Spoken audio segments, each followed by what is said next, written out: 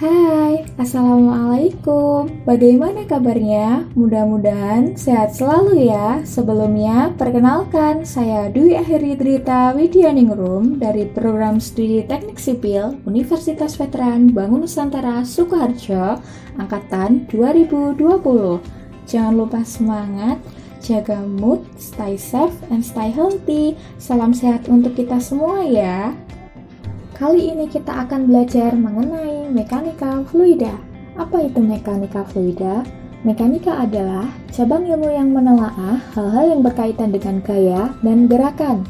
Sedangkan fluida adalah zat yang berada dalam keadaan cair atau liquid dan gas. Fluida dianggap material kontinu dengan ikatan yang merata seperti halnya material padat. Dan dengan demikian, properti fluida seperti tekanan, kecepatan, dan temperatur didefinisikan pada semua bagian dengan mengabaikan perbedaan struktur molekular antar bagian tersebut.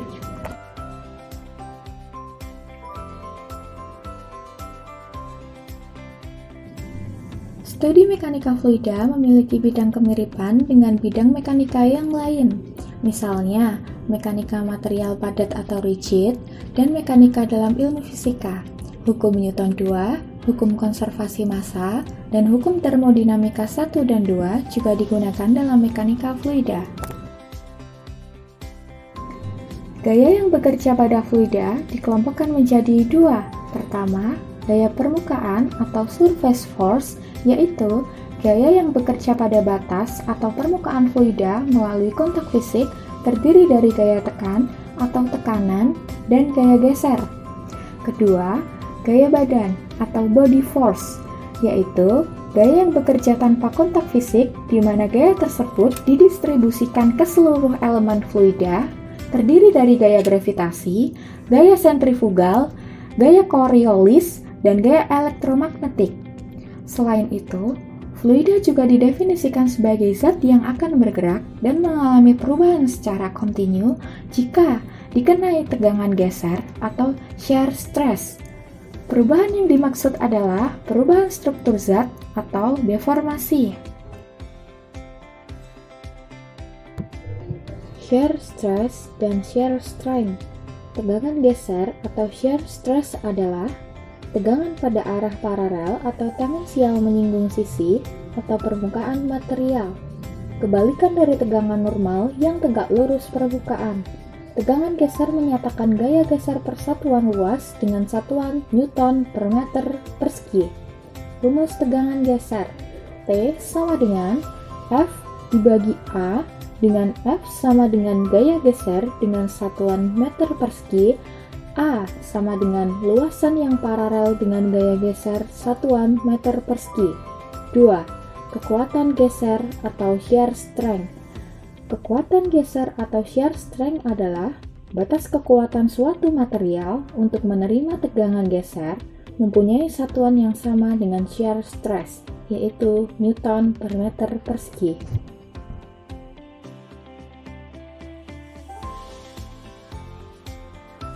Gaya geser dan lapisan geser pada fluida.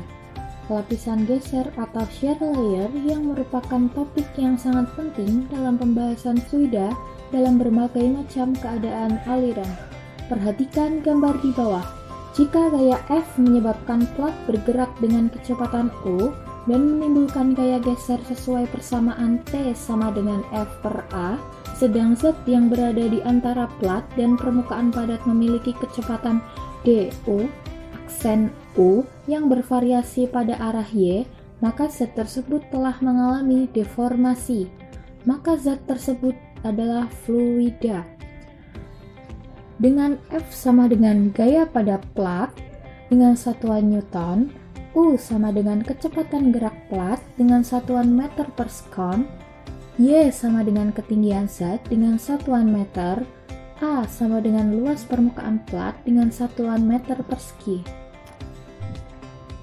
Pengkategorian dalam mekanika fluida. Secara garis besar, mekanika fluida dibagi menjadi dua, yaitu fluida statis atau fluida diam, tidak bergerak, dan fluida dinamis atau fluida bergerak. Pengkategorian dan peristilahan dalam mekanika fluida adalah sebagai berikut. Perhatikan pada gambar.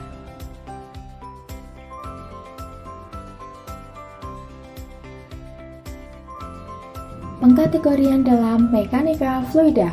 Aliran fluida atau invisit adalah aliran dengan viskositas 0 atau dianggap 0, atau aliran di mana perbedaan tegangan geser antar lapisan fluida 0 atau gradien kecepatan arah vertikal sudah tidak terjadi.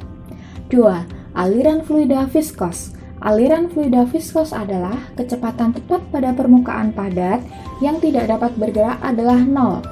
Atau dapat dikatakan bahwa tidak terjadi slip pada permukaan benda tempat fluida mengalir tersebut, atau no slip condition. 3. Aliran laminar. Aliran laminar adalah aliran di mana partikel fluida bergerak sejajar dalam layer atau serat aliran fluida. 4. Aliran turbulen. Aliran turbulen adalah aliran di mana partikel fluida bergerak ke segala arah dengan kecepatan sama atau berbeda terhadap proyeksi semu X, Y, dan Z.